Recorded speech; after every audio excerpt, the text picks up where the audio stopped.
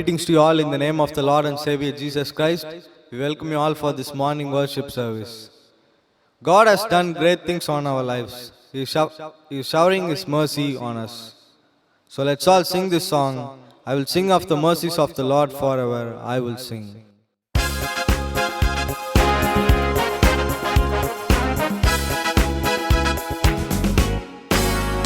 I will sing of the mercies of the Lord forever. I will sing, I will sing, I will sing of the mercies of the Lord forever. I will sing of the mercies of the Lord. With my mouth will I make known thy faithfulness, thy faithfulness. With my mouth will I make known thy faithfulness to all generations. I will sing of the mercies of the Lord forever. I will sing, I will sing, I will sing of the mercies of the Lord forever. I will sing of the mercies of the Lord. With my mouth will I make known thy faithfulness, thy faithfulness.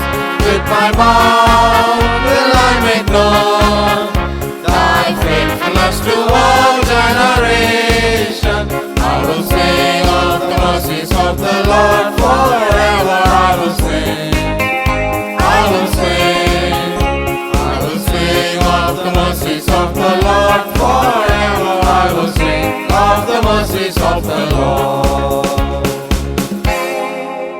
Psalm 105. It says, For the Lord is good, and His love endures forever. His faithfulness continues through all generations. So keeping this in mind, let's all sing this beautiful song, God is good all the time.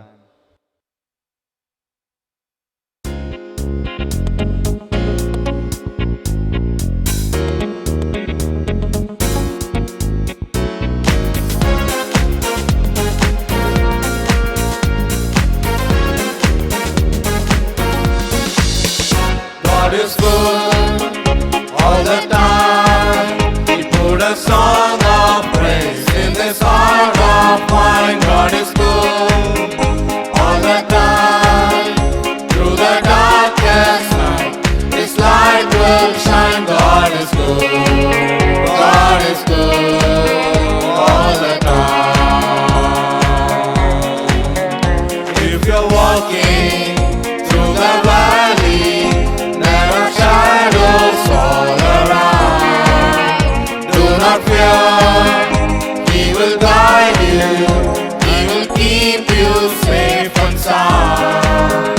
He has promised to never leave you nor forsake you. And His word is true. God is good all the time. Put a song of praise in this heart of mine. God is good all the time. Through the darkest night, His light will shine. God is good. God is good all the time. We were sinners, so unworthy. Still for us He chose to die.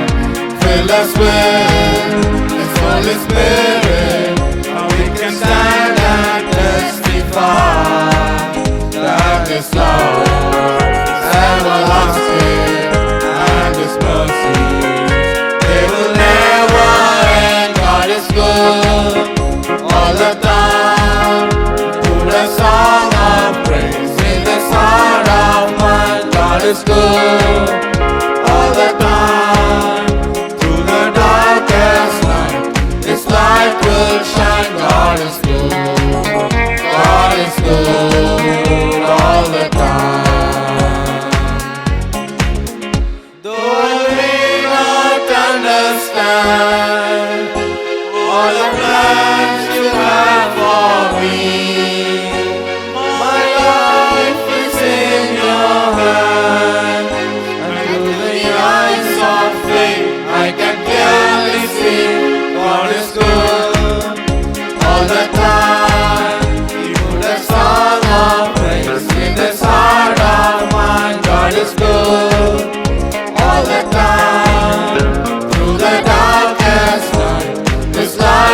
will shine. God is good.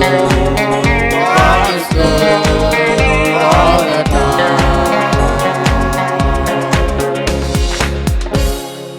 Psalm 61:3. It states that for you have been my refuge, a strong tower against the foe. This song says that, shout to the Lord, all the earth, let us sing, power and majesty, praise to the King. Yes, all our praise and worship to our God alone, because He has loved us and He's shown His mercy upon us each and every day. Let's all sing this song, My Jesus, my Savior, Lord, there is none like you.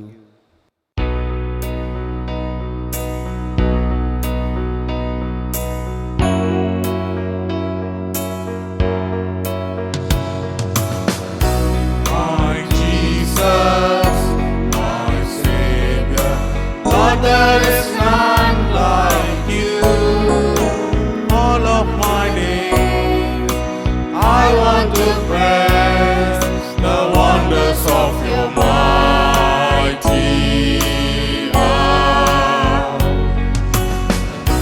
My comfort, my shelter, tower of refuge and strength. Let every breath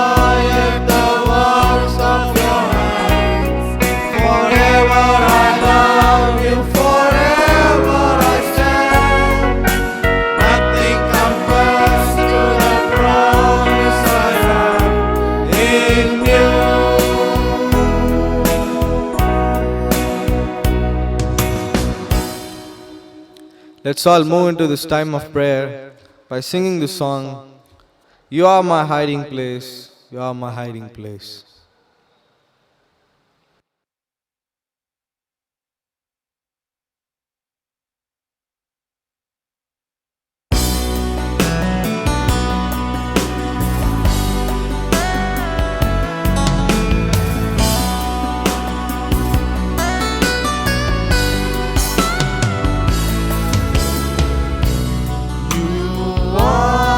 My hiding place.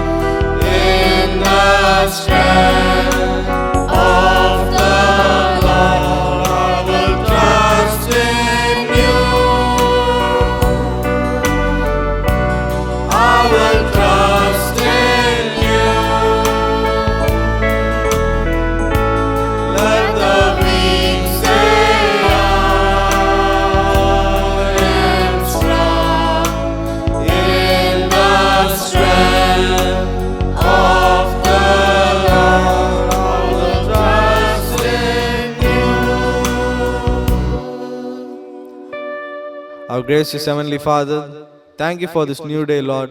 Lord, thank you for protecting us throughout the past weeks, Father. Father, bless all those who are present here. Be with us and guide us. In Jesus' precious name we pray. Amen. As we continue to worship the Lord this morning, let's worship Him by singing this hymn, Come Thou Almighty King, help us Thy name to sing. It's hymn number 3 in our hymnal.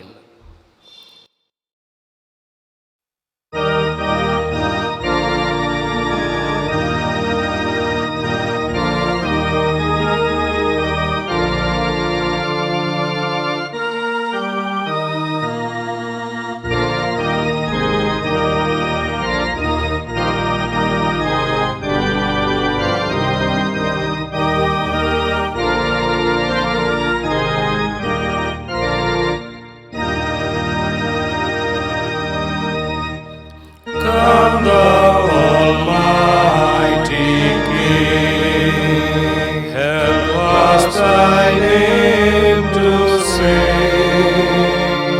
Help us to praise, Father all glorious, all victorious. Come and reign over us, Ancient of Days. Come thou incarnate Word, gird on Thy mighty sword, our prayer attend. Come and Thy people bless, and give Thy word success. Spirit of holiness, on us descend. Come, Holy Comforter, Thy sacred witness bear in this glad hour. Thou Almighty art, now rule in every heart, and ne'er from us depart, Spirit of power. To Thee, great One in Three, eternal praises be.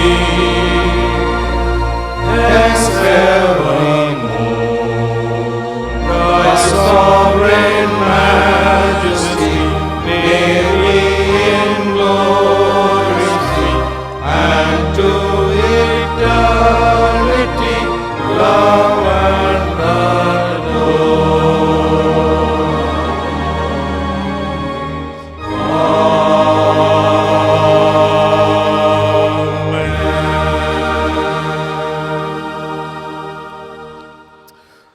Let us read responsively from Psalm 82. The psalm for our responsive reading this morning is Psalm 82. God presides in the great assembly. He gives judgment among the gods. How long will you judge unjustly and show partiality to the wicked? Defend the cause of the weak and fatherless. Maintain the rights of the poor and the oppressed. Deliver the poor and needy. Free them out of the hand of the wicked. They know nothing, they understand nothing. They walk about in darkness. All the foundations of the earth are shaken. I said, you are gods, and all of you are children of the Most High. But you will die like mere men. You will fall like every other ruler. Let's read together. Rise up, O God, judge the earth, for all the nations are your inheritance. Glory be to the Father, and to the Son, and to the Holy Ghost, as it was in the beginning,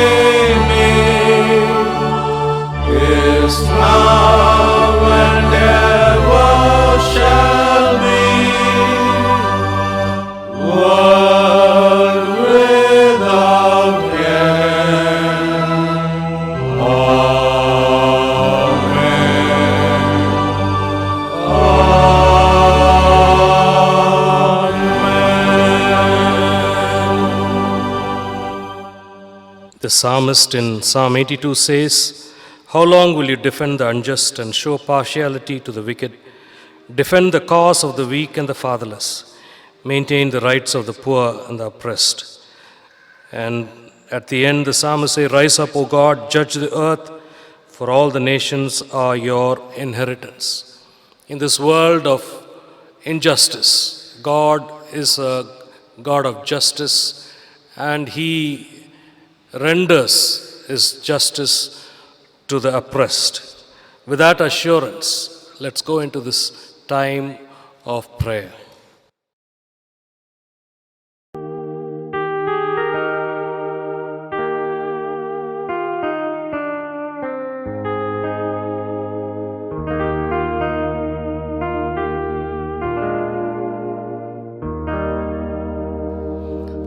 I am thine, O Lord, I have heard thy voice and told thy love to me. But I long to rise in the arms of faith and be closer drawn to thee. Draw me nearer, nearer, nearer, Lord, to the cross where thou hast died. Draw me nearer, nearer, nearer, blessed Lord, to thy precious bleeding side. Almighty God, our Heavenly Father, Lord, this morning this is our prayer. Draw us closer so that, Lord, we can recapture a new vision of the cross and see, Lord, that you have shown us the way to live on this earth by dying with you and to rising up with you and to seek the things that are above in the heavenlies where you are seated. This morning we thank you, Lord. You're a God who loves and cares for us. We look back and we can see that you have been so good to us, Lord. This morning we thank you for your church. We thank you for the families of the church. We thank you for your blessing, your protection and care upon us. Hallelujah. We thank you, Lord. We praise you. This morning we very specially pray, O God, for each and every one of us. Lord, we pray that we thank you that we can continue on with the online recordings and the services. And we continue to pray, Lord, that soon all these restrictions will be removed and all our brothers and sisters can come together to worship you in the beauty of your holiness. Oh God, we also pray for each and every one of us waiting in your presence this morning, even in our homes. Lord, we thank you that this is an opportunity where even the Spirit of God would minister to us through, Lord, weak instruments, and yet the powerful presence and the anointing of the Holy God is upon, so that we can be blessed and ministered unto. This morning, Lord, we pray for our church, we pray for our children, especially for those who are learning online. Pray for teachers and professors who are teaching. Lord, we also pray especially for the elderly who need your strength in these times. Lord, we pray for everyone in career, in business and different endeavors. May the blessing of God rest upon them in this month, Lord. Lord, even as some of the restrictions have been removed, Lord, we pray that somehow all this will not cause further chaos and the spread of the virus. We pray for your protection, and Lord, in your sovereignty, we pray, Lord, that you will take control of these, O God Jesus, in spite of human strategies. Lord, we pray especially for the medical fraternity who are risking their lives, asking for your protection and care upon them. We pray for the police department. We pray for volunteers. We pray for sanitary workers. And Lord, for all government servants who continue to serve. We also at this time pray for NGOs and other volunteers who are helping in this, Lord, regard to reach out to many. We especially, Lord, at this time pray for our government and all their efforts, Lord Jesus. We remember our churches here and beyond the borders of our state. Lord, we pray for the Methodist Church in India. We pray for our Episcopal leaders. We pray for district superintendents, pastors, evangelists, and deaconess, continuing, Lord, to ask for your protection and care upon them. At this time, we also pray, O God, for the community around us, people who are suffering, and Lord, even as they have questions, we pray, O God, somehow that they will come to know about your love and that they will come to know the redemption that you offer to them. We also pray for each one here. Lord, we pray that as we wait in your presence, that you will speak to us and bless our hearts. We thank you, we praise you, we give you all the glory. We ask this prayer with thanksgiving and praise in the blessed name of our Lord and Savior, Jesus Christ, who taught us to pray when we pray, saying, Our Father, who art in heaven, hallowed be thy name. Thy kingdom come, thy will be done on earth as it is in heaven. Give us this day our daily bread, and forgive us our trespasses, as we forgive those who trespass against us. Lead us not into temptation, but deliver us from evil. For thine is the kingdom, the power, and the glory, forever and ever. Amen. Let us pause for a moment to pray. Almighty God, our Heavenly Father, one more time this morning, we come into your holy presence to wait in your presence and to meditate on the life-giving word of God. This morning too, Lord, bless our hearts, even as your Spirit so inspires and blesses and strengthens us. So make this time a blessing. In Jesus' name we pray. Amen. We continue our meditation from the book of Colossians, and last time we looked at the life of Paul and how that he models some principles for our Christian, not only Christian living, but for Christian leadership. And I compared that alongside with the teachers, that teachers too could learn these lessons to make a huge influence in the life of their students. We continue, we go into the third chapter, and we look at this particular passage, and it sounds too familiar. Probably you've heard 20-25 sermons from Colossians chapter 3, and you heard probably another 50 servants of God teaching from this particular passage. And I wanted to understand this particular passage from the perspective of what Paul was telling the Colossian church. Why would he put this in this particular place, especially to a church, writing to a church which he had not seen face to face but had heard about it, and he wanted to communicate something very important to this particular congregation. So with that in mind, he writes now to the church at Colossae. First he talks about the supremacy and the sufficiency of Christ. Then he warns them about the menace of heretical teachings. And then we looked at the life, his own life.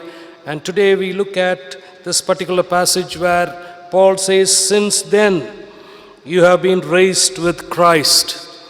Even before this, many a time Paul would say the same thing. Look at verse 6 of verse 2. So then, just as you received Christ Jesus as Lord, continue to live in him.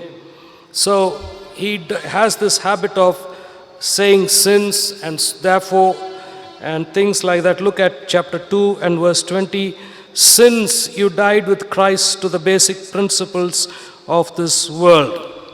Now, it is at this point that he brings the third chapter. And so we have to necessarily see the third chapter in the context of the second, where Paul says, you, because of Jesus in Christ and with Christ, you have died to the basic principles of this world.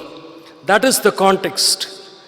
That because we believe in the Lord Jesus Christ, because we have experienced the salvation and the redemption of God in our lives, and Paul was saying that is as good as our union with Christ in our calling to follow Him. With that context as the background, we read chapter 3. At this point, Curtis Vaughan calls this 4 verses, the first 4 verses, as the root principles for resurrection living. Root principles. We have to necessarily understand these 4 verses in order to go further on and think about the rest of the things. So, Paul gives us the context in the second chapter. He says, you are died to the basic principles of this world. None of these things have any hold on your life. And so, what do? Since then, you have been raised with Christ. Set your hearts on things above, where Christ is seated on the right hand of God. Set your minds on things above, not on earthly things. For you died, and your life is now hidden with Christ in God. When Christ, who is your life, appears, then you also will appear with Him. This particular, what is the root principle? There are 3 things that I want to share with you this morning. Our relationship and our union with Jesus Christ. Paul is talking about that. This is very foundational and basic to our faith. And so we have to understand this, and only on this particular foundation we can build further on about what we need to believe as God's children. This union that we have in Jesus, with Jesus Christ, is in 3 things. First, we are united with Christ in our death.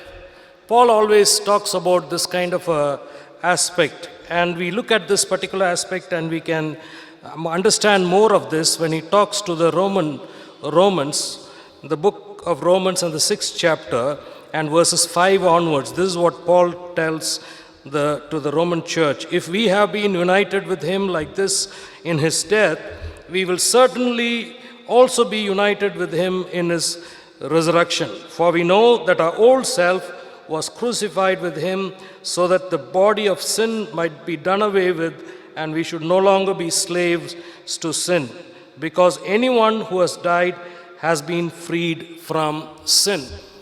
Paul brings the context of this particular, when he says about death to sin. And again, going to the book of Paul's letter to the Galatians and the 5th chapter, this is what Paul says in the 5th chapter of the book of Galatians, where he says this, verse 24, those who belong to Christ Jesus have crucified the sinful nature with its passions and desires. Now that is the death that Paul was referring to. So when we have an union with Christ, even as Christ died for our sins, we too died to our sinful nature with its passions and desires. Then in life, our union is also in life. And that's why he says, since you have been risen with Christ, now seek the things above. You've been raised with Christ. He also talks about our death and our resurrection. That is life.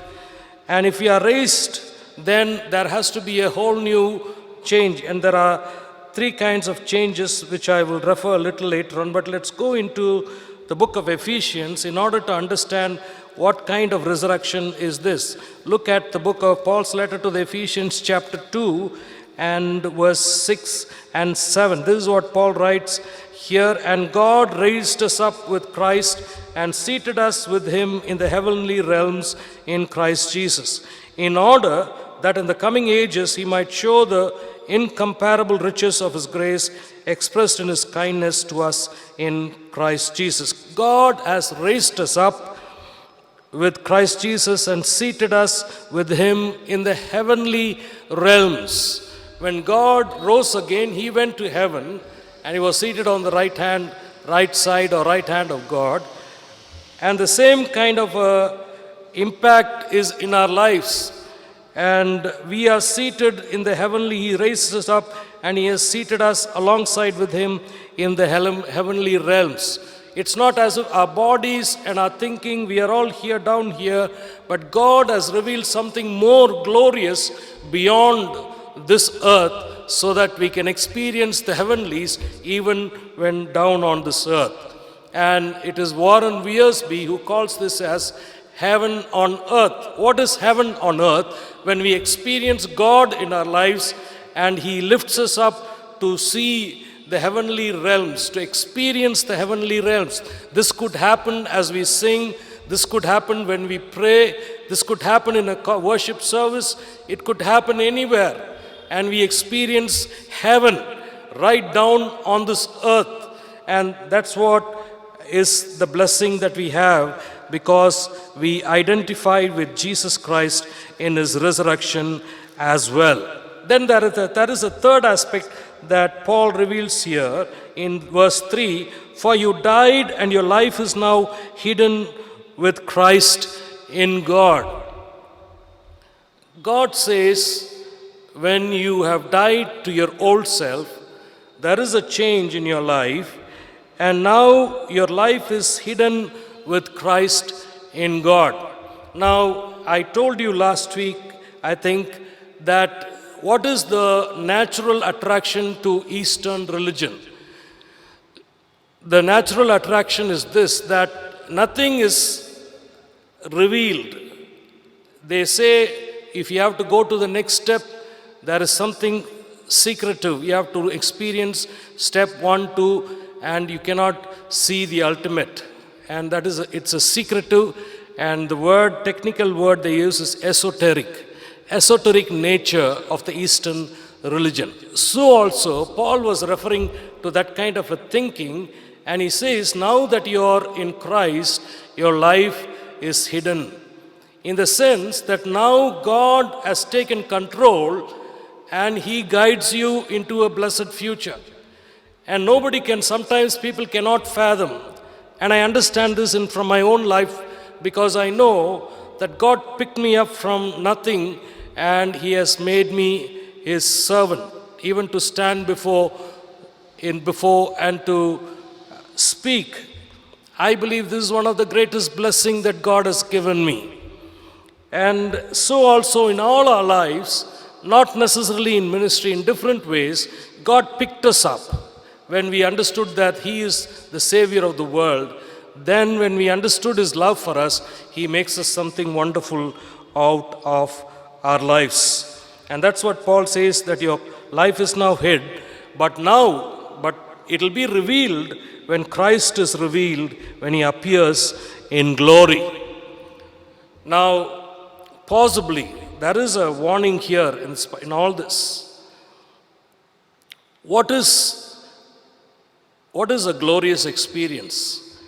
It could be sometimes down on this earth, but I believe the ultimate glory will be when God reveals our life, and only he knows what kind of a life we have lived on this earth. And that will be revealed. And that's why today we have to be very careful. Only at the end we will know who is who. We will never know. There could be so much of deception, and it's going on around us. It's not about the words that we speak. And Jesus warned his disciples when he said, you will know them by their fruits. And he also warned us when he said, not everyone who says, Lord, Lord, will go into heaven. and I will tell them, I do not know you, you evildoers. So we have to be very, very careful about what is a glorious experience. I want to quote Barclay. He says about this new life, he says this, William Barclay says this, there will be this difference. What is this difference? From now on, the Christian will see everything in the light and against the background of eternity. He puts the hammer on the nail here. What is this big change we are talking about? As we think about this word heavenly, the word indicates eternity. Somehow living down on this earth, we have been too busy living this earthly life. A story is told, I've told this many times, please bear with me. A little boy went into the forest and he found an egg and he brought it back home and he put it alongside with the eggs of the red chicken. And then lo and behold, the day came, the shell broke, all the birds were alike except this one egg that came from the forest. And this little bird always looked up. It had a natural instinct to look up and had a desire to fly. And it always wondered, why are these other birds so busy here looking for their food when I'm looking up at the sky? Then one day he said, let me try to fly, and he goes up, climbs up a house, and it tries to fly. It doesn't happen the first time, the second, third time, it manages to fly. The reason I tell this story to tell us, God has created us to rise above. God has created us to rise above. That's what William Barclay says. Let me go on. He also says this here, eternity. He will no longer live as if this world was all that mattered. He will see this world against the background of the larger world of eternity. This is the new perspective. There are three things. There is a new perspective. There is a new life. Behold, everything has become new. And there's a new desire. Like David say, one thing I have asked of the Lord, that will I seek. There is a new perspective. There's a new life. And also there is a new desire. So it is in this context that Paul is urging the Colossian believers, set your hearts to seek the things above, set your minds. There has to be a holistic and a total change in the way that we handle our desires, our urges. Of course, as we think about the heavenly, let's not forget about the earthly as well. There is this, all this happens in the context of the earthly as well. So we go from third chapter, verses 5 to 17, where there is this abandonment. There are two things happening there: abandoning the old life and seeking the heavenly. So there are things that we need to abandon. There are things that we need to seek or cultivate. So what are these things that Paul talks about? The first thing Paul says is put to death. There are three ways in which Paul is addressing the issue of the earthly nature. Look at verse 5. Put to death, therefore, whatever belongs to your earthly nature. You lived like that once, but you cannot afford to live like that. In verse 7, you used to walk in these ways in the life you once lived. But now you must rid yourselves of all such things. And there's a list of things: sexual immorality, impurity, lust, anger, rage, malice, and so on and so forth. There are some things we have to put to death. They cannot have any hold on us. And those things are sexual immorality, impurity, lust, evil desires, and greed, which is idolatry. Now, these things are as good as idolatry. It's as good as you're not a Christian, you're worshipping the statues, and you no good if you have not put to death these things. Secondly, he says, put away some things. What are the things that you have to put away. And another version it says, rid yourselves or put away these things. What are these things? Anger, rage, malice, slander, filthy language from your lips. These things we have to put away. This cannot be, we have to put to death something, don't resurrect them, put them completely to death and put away. Just throw these things away, filthy language and slander and anger. Then he also says to discontinue some things you have been, in the former life you have been doing. Now you cannot do that. In the new life, things are different. You cannot. What is that? What is that? And he only talks about one thing in that. What should you discontinue? Verse 9, do not lie to each other, since you have taken off your old self with its practices and have put on the new self. If you're a new you, if you're new in Jesus Christ, you will not lie, you will not talk lies. Now we've taken this very lightly, isn't it? In the church, we've taken this very lightly. We think it's okay to say a little lie. It's okay to deceive somebody. It's okay to say something from the lips and not mean it. And Paul says that is a very important aspect of the new life. You did that in your former life. It didn't matter. You told a whole lot of lies. You went to bed and you had a good sleep. But not so now. You cannot afford to lie. You cannot afford to deceive either God or your fellow believer, your brother or a sister. And so he says, take this very, very seriously, because you put on the new self, which is being renewed in the knowledge and the image of its creator. Now you're representing the creator God, because you're a new you. And necessarily you cannot afford to tell any lies because of this new life. Nothing matters down on this, whether you're a Greek, Jew, it doesn't matter. You're a free or slave.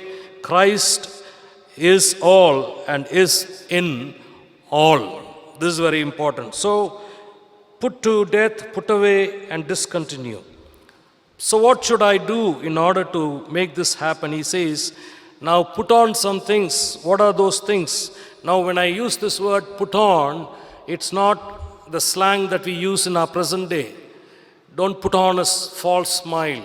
Don't put on something that you do not mean to be. Don't put on, it's not that kind of. Paul actually uses another word for this. He says in verse 12, therefore, as God's chosen people, holy and dearly loved, clothe yourselves. Clothe yourselves. Now, this is the new life. Learn these things from Jesus. If Jesus was love, then you have to clothe yourselves with love. Clothe yourselves with compassion, kindness, humility, gentleness, and patience. This should be your true garment as a child of God, because you represent God Himself, because you're a child of God. So he uses this word, clothe yourselves. Then that is love. That whole passage is about love. In verse 14 is, over all these virtues, put on love, which binds them all together in perfect unity. Peter writing, he says, love covers a multitude of sins. And so, basically, it's putting on love. That is foundational. Secondly, in verse 15, he says, let the peace of Christ rule in your hearts, since you're members of the one body, you were called to peace. Peace is very important in our personal life and in our church life. We have to be at peace within ourselves, and we have to be at peace with our fellow believers. This can happen only when we have peace with God, as Billy Graham would say it in his book. That has to be settled first. Our vertical relationship with God, then we are at peace within ourselves, and then we can we can be influencers, we can be peacemakers, and we can have peace with others as well. The third thing is the Word of God, the place of the Word of God. Paul says, let the word of Christ dwell in you richly as you teach and admonish one another with all wisdom. The word of God is very important even in our relationships, in church life. It's so easy for us to sit inside the confines of the church, talk biblical language, go out and talk another language. That can happen in our lives. But that is a double life. We can never be like that. It has to be the same language that has to come out even when you're outside the compound of the church or the confines of the church. So that's the word of God. He also talks about, as he talks about word, he talks about the word in the context of spiritual hymns and spiritual songs and hearts filled with gratitude. The word of God has to happen in the context of spiritual songs, hymns, and a grateful heart. Only then a song makes a huge difference when it is sung with gratitude. You know that, I know that. When you really mean the words, sometimes you're taken up and this is heaven on earth. When you sing from your heart, you're lifted up, your spirits are lifted up, and you experience heaven down on this earth, and you're at peace with God and with everyone. And it's not a mere high. This has to continue even as you go into your homes and have the same experience. Finally, whatever you do, whether in word or deed, do it all in the name of the Lord Jesus, giving thanks to God the Father through him. In everything that we do, we have to do it in the name of Jesus. Can we say, I did this in the name of Jesus? We gossip about some friend, some brother, sister. And can you and I say, I did this in the name of God, in the name of the Lord? I wonder. We have to ask ourselves. Today, God is calling us, giving us root principles about the inner change that has taken place in our lives, and how that has to affect our lifestyle in seeking to rise about and seek the heavenly. God is calling to eternity. That is his call. And I would say this time and again this morning I say this. Many times we feel like asking God, Lord, what on earth are you doing in my life? And probably God will tell you, I am preparing you for eternity. The coronavirus is part of that preparation. God is preparing us for eternity. May his name be glorified. Let us pray. Almighty God, our Heavenly Father, we thank you, Lord, for the life of Paul, in which how you have made his life an example for us. And we thank you because the words that he wrote many years ago comes alive to us even today, this morning. Lord, we thank you that you're calling us. This is a call to rise above and to seek the heavenly. So help us, Lord. Lord, you have created us in the image of God, but you have also recreated us in Christ, in conformity to the Son of God, Jesus Christ. And so help us, Lord, so that we could rise above this earthly and seek the heavenly in our day-to-day lives, in our everyday effort. So help us, Lord. So bless us and our church. In Jesus' name we pray. Amen. Dear friends, we want to thank God for this time of worship. Even as you are watching online, many are worshiping the Lord in the confines of the church. We thank God for making this happen. And may I continue to ask you to pray that all these services will continue on without any hurdles. Please pray for that. We want to thank you for your prayers. We want to thank you for your giving.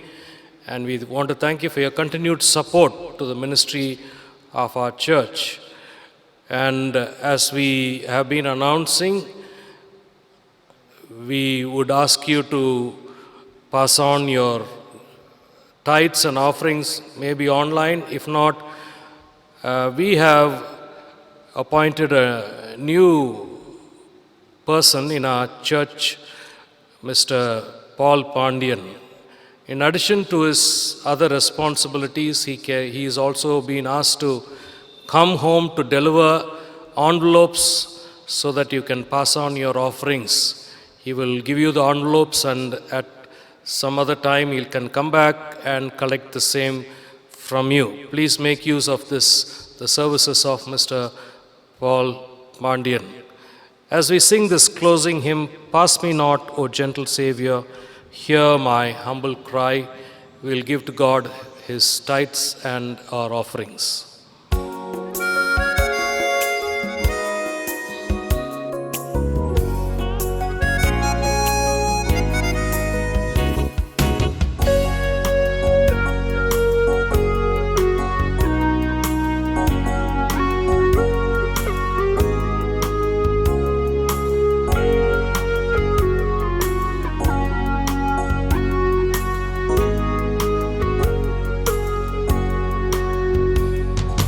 Pass me not, O gentle Savior, hear my humble cry. While on others thou art calling, do not pass me by.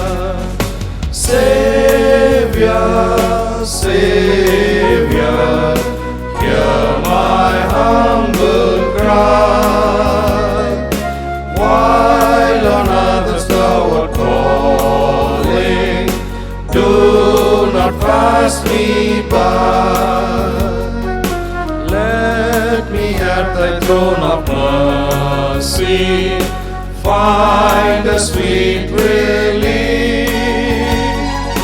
Kneeling there in deep contrition, help my unbelief. Savior, Savior, hear my humble cry.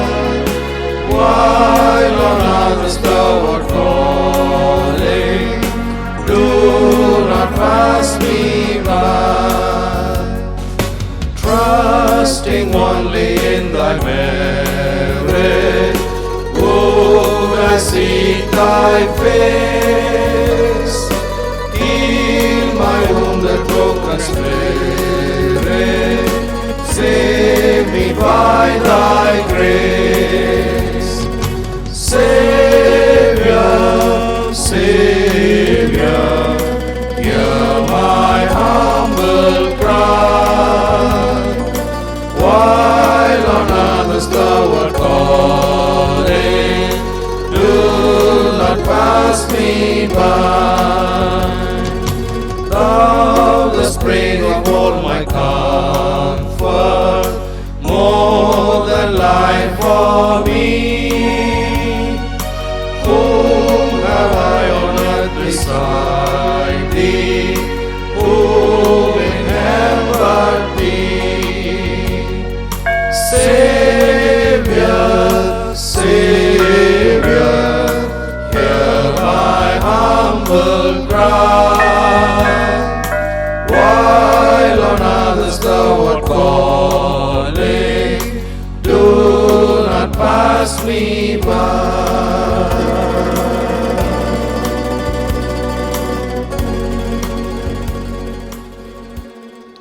As we pray for these offerings, let's also pray for those who are celebrating their birthdays and wedding anniversaries.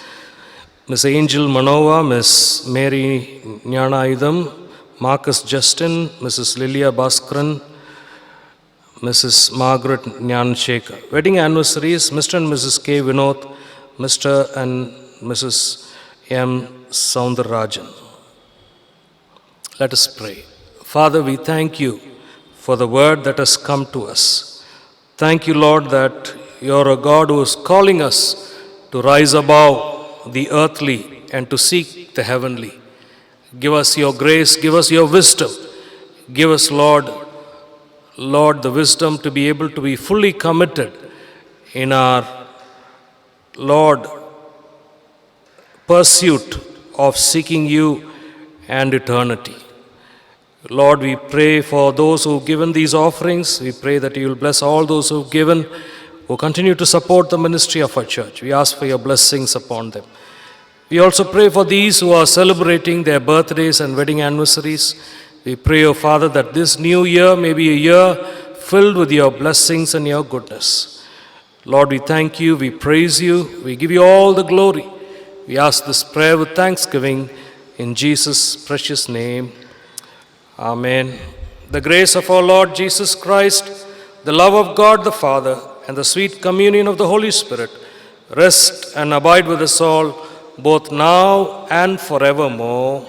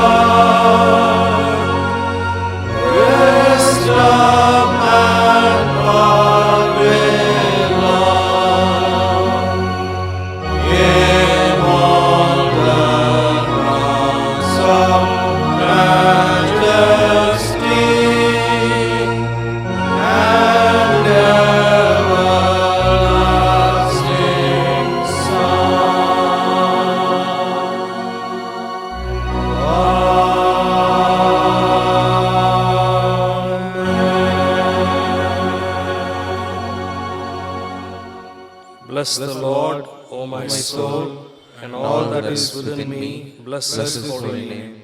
Bless the Lord, O my soul, and forget not all his benefits. Amen.